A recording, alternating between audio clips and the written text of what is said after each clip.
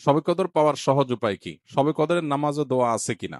রমজানের শেষ দশকের কোনো আমল আছে কিনা, কি কি আমল করতে পারি? শবে কদরের রাত যেহেতু একেবারেই চূড়ান্তভাবে ফিক্সড কোনো রাত নয়, সেজন্য শবে কদর পাওয়ার উপায় হলো রমজানের শেষ দশকের প্রত্যেকটা রাতে ইবাদত করা। প্রত্যেকটা রাতে ইবাদত করার যদি সুযোগ না হয়, তাহলে কমপক্ষে বেজোড় রাতগুলোতে ইবাদত করা। নবী সাল্লাল্লাহু আলাইহি ওয়াসাল্লাম বলেছেন, তাহাররাউ লাইলাতুল কদরি ফিল বিত্রি মিনাল আশরিল আওয়াখিরি মিন রমাদান। রমজানের শেষ দশকের বেজোড় রাতগুলোতে তোমরা কদর তালাশ করবে। তার মানে এর মধ্যে যে কোনোটা হতে পারে। আল্লাহ তাআলা বিষয়টাকে উজ্জ্বল রেখেছেন কেন? হাফেজ ইবনে হাজার আসকালানী রহমতুল্লাহ আলাইহি, বিশ্ববিখ্যাত হাদিস ব্যাখ্যাতা, হাদিস বেত্তা, তিনি সহিহ বুখারীর বিখ্যাত ব্যাখ্যা গ্রন্থ ফাতুল বারীতে লিখেছেন যে আল্লাহ রাব্বুল আলামিন লাইলাতুল কদর নির্দিষ্ট একটা রাতকে ফিক্সড করে না দিয়ে, এই যে শেষ দশক আবার বেজোড় রাতগুলোর মধ্যে সম্ভাবনা বেশি, এটা করেছেন যাতে করে আমরা বেশ কয়েকটা রাত ধরে ইবাদত করতে পারি। এখন মনে হতে পারে এটা তো আমাদের কষ্ট হচ্ছে, আমাদের জন্য বোঝা হলো, ফিক্সড হলো তো আমাদের জন্য সহজ হয়ে যেত। মরার পর যখন আমল নামা হাতে পাবো, তখন মনে হবে ইস, এই লাইলাতুল কদর আল্লাহ শেষ 10 রাতের মধ্যে রেখেছেন, পুরো রমজানে রাখতেন তাহলে 30 রাত ধরে ইবাদত করতে পারতাম। কারণ তখন লাভটা চোখে আসবে এবং দেখা পড়বে। তো এই জন্য লাইলাতুল কদরের জন্য শেষ রাতে বেশি বেশি ইবাদত করতে হবে। এটা হলো লাইলাতুল কদর পাওয়ার সহজ উপায়। আরেকটা সহজ উপায় আছে, সেটা হলো যে এতেকাফ, যেটা এতক্ষণ বললাম। আপনি মসজিদে যদি এতেকাফ করেন, তাহলে লাইলাতুল কদর পাওয়াটা এমনিতেই সহজ হয়ে যাবে। এমনকি এতেকাফকারী ব্যক্তি, যদিও শেষ দশকে নবী সাল্লাল্লাহু আলাইহি ওয়াসাল্লাম রাত জেগে থাকতেন, যদি কোনো কারণে তিনি ঘুমিয়েছিলেন, তারপরে এতেকাফ করার ব্যক্তি ঘুমাইলেও সেটা ইবাদতের মধ্যে। বাসার ঘুম আর মসজিদে এতেকাফকারীর ঘুমের মধ্যে পার্থক্য আছে। মসজিদে অবস্থানটাই ইটসেলফ একটা ইবাদত। অতএব আপনি যদি চান যে আমার লাইলাতুল কদর মিস না হোক, তাহলে তার জন্য সবচেয়ে মোক্ষম সুযোগ এবং সবচেয়ে সহজ উপায় হলো এতেকাফ করা। এতেকাফ অত্যন্ত প্রেমময় একটি ইবাদত, যেটা খুব ভেতর থেকে ফিল করা যায়। আল্লাহর সাথে একান্তে কথা বলা যায়, অনুভব হবে যে আমি আল্লাহর ঘরে আছি, আল্লাহর ঘরে হাজির হয়ে গেছি।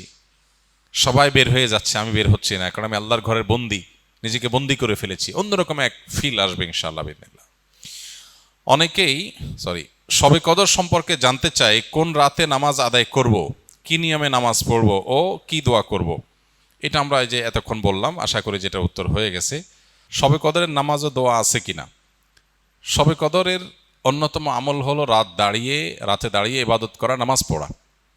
এই জন্য আমরা লাইলাতুল কদরে ইনশাআল্লাহ তৌফিক অনুযায়ী দুই রাকাত করে করে লম্বা লম্বা কেরাত, লম্বা লম্বা রুকু, লম্বা লম্বা সিজদা দিয়ে খুব মনোযোগের সাথে দীর্ঘ সময় নিয়ে আমরা নামাজ আদায় করার চেষ্টা করব। এটাই হলো লাইলাতুল কদরের নামাজ। এর কোনো রাকাত সংখ্যা নাই যে এত রাকাত পড়তে হবে, যার যতটুকু তৌফিক হয়, 2 রাকাত, 4 রাকাত, 6 রাকাত, 8 রাকাত, তারাবির পরে রাতভর আমরা সে নামাজগুলো পড়তে থাকবো ইনশাআল্লাহ। নামাজের পাশাপাশি লাইলাতুল কদরে করার জন্য স্পেশাল আমল নবী করিম সাল্লাল্লাহু আলাইহি সাল্লামের পক্ষ থেকে রেকমেন্ডেড আমল একটাই আছে, সেটা হলো মা আয়েশা রাদিয়াল্লাহু তাআলা আনহা বর্ণিত হাদিসে যে দোয়ার কথা আমরা জানি, সেটা হলো আল্লাহুম্মা ইন্নাকা আফুউন তুহিব্বুল আফওয়া ফাফু আন্নি। হে আল্লাহ, আপনি ক্ষমাশীল, ক্ষমাশীলতাকে পছন্দ করেন, অতএব আমাদেরকে ক্ষমা করে দিন।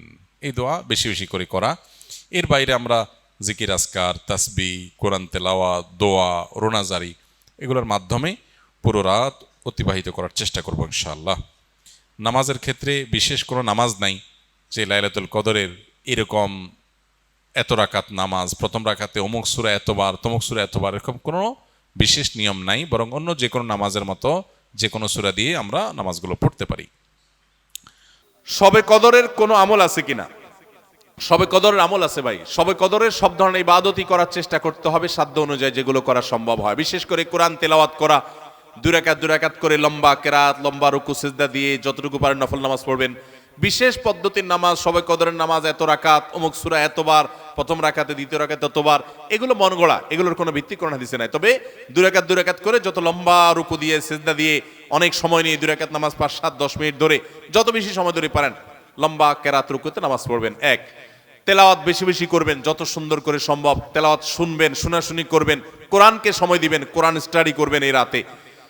আর বিশেষ করে একটা দোয়া আম্মাজান আয়েশাকে রাদিয়াল্লাহু তাআলা আনহাকে নবী করিম সাল্লাল্লাহু আলাইহি ওয়াসাল্লাম শিক্ষা দিয়েছেন, আল্লাহুম্মা ইন্নাকা আফুউন তুহিব্বুল আফওয়া ফাআফু আন্নি। আল্লাহ আপনি ক্ষমাশীল, ক্ষমাকে ভালোবাসেন, আপনি আমাকে ক্ষমা করুন। আর আল্লাহর কাছে দোয়া, ইস্তেগফার, রোনাজারি, চোখের পানি ফেলা, গুনাহ মাফ চাওয়া, এগুলো করতে থাকবেন। দান সাদেকা করার সুযোগ থাকলে সেটাও করবেন, অর্থাৎ যে কোনো সাধারণ আমলই করবেন। হাদিসে বিশেষ করে এই দোয়াটার কথা বলা আছে, এটা আমরা লাইলাতুল কদরে পড়ব।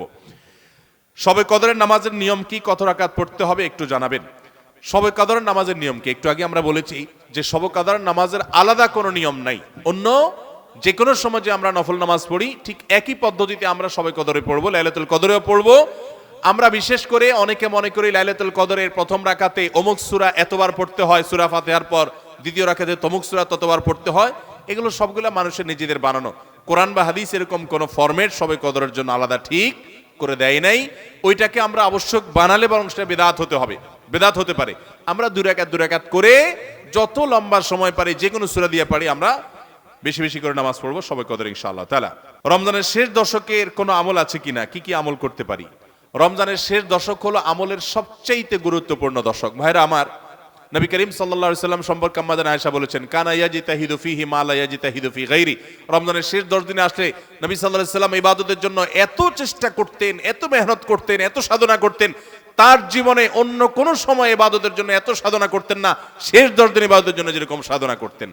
এবং আম্মাজান আয়েশা বর্ণিত হাদিসে আরো বলেছেন তিনি, নবী করিম সাল্লাল্লাহু আলাইহি সাল্লাম কানা ইদা দাখালাল আশার, রমজানের শেষ 10 দিন যখন শুরু হতো, আহিয়া লাইলা, সারা রাত আর ঘুমাতেন না, শেষ দশক কখনো ঘুমাতেন না। ওয়া আইকাদা আহলা, পরিবারের লোকদেরকে ঘুম থেকে ডেকে তুলতেন। ওয়াসাদ্দামে ইজারা, কোমর বেঁধে নিতেন। এবং ইবাদতের জন্য সবচেয়ে বেশি মেহনত মুজাহাদা তিনি করতেন। ভাইরা আমার, রমজানের শেষ দশক হলো ইবাদতের সবচেয়ে গুরুত্বপূর্ণ সময়। আমাদের বেশিরভাগ মানুষ ঈদের কেনাকাটায় আমরা ব্যস্ত হয়ে পড়ে, শহরের মানুষ গ্রামে যাওয়া ব্যস্ত হয়ে পড়ে, গ্রামের মানুষ শহরের মানুষকে ওয়েলকাম করার জন্য ব্যস্ত হয়ে পড়ে। আমাদের শেষ দশকের ইবাদত হয় না। শেষ দশক ইবাদত করার চেষ্টা করবো তো ইনশাআল্লাহ। শেষ দশকের প্রধান ইবাদত হলো এতেকাফ। শেষ দশকের প্রধান ইবাদত কি? এতেকাফ। এতেকাফ করার চেষ্টা করবেন। আমরা শেষের দিকে এসে এতেকাফের কথা বলি, তখন আপনারা এটার ফজিলত বুঝেন না। নবী করিম সাল্লাল্লাহু আলাইহি সাল্লাম রমজানের রোজা 3য় হিজরিতে ফরজ হয়েছে, তার ওয়াফাত পর্যন্ত কোনো বছর শেষ দশকের এতেকাফ ছাড়েন নাই, মসজিদে এতেকাফ করছেন। যুবকরা এতেকাফ করবেন তো ইনশাআল্লাহ। 3টা ইবাদতের স্বাদ নগদ পাওয়া যায়, আমি কোরআন হাদিসের আলোকে আমার অভিজ্ঞতার মিশেলে আমি জানাচ্ছি।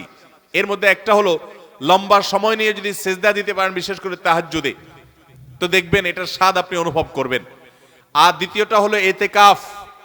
এতেকাফ রমজানের শেষ দশক যদি মসজিদে বসে যেতে পারেন, গাঁটটি বুসকা নিয়ে, কিচ্ছু করতে পারেন না, শুধু বসে গেছেন মসজিদে 10টা দিন, আপনার ফিল হবে যে আপনি আল্লাহ তাআলার চৌকাঠে এসে পড়েছেন। এতেকাফের মজা যারা একবার পায়, তাদেরকে এটা থেকে দূরে সরা রাখা যায় না। আর 3 নম্বর হলো আরাফাতের ময়দানের দোয়া। এটাতে যে স্বাদ, এই 3টা স্বাদ যে পাইছে, সেই স্বাদগুলো কখনো আর ছাড়তে চায় না। আল্লাহ আমাদের সবাইকে ইতিকাফ করার তৌফিক নসিব করুন।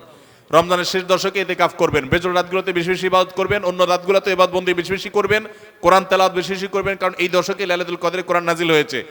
আর নফল নামাজ, অন্যান্য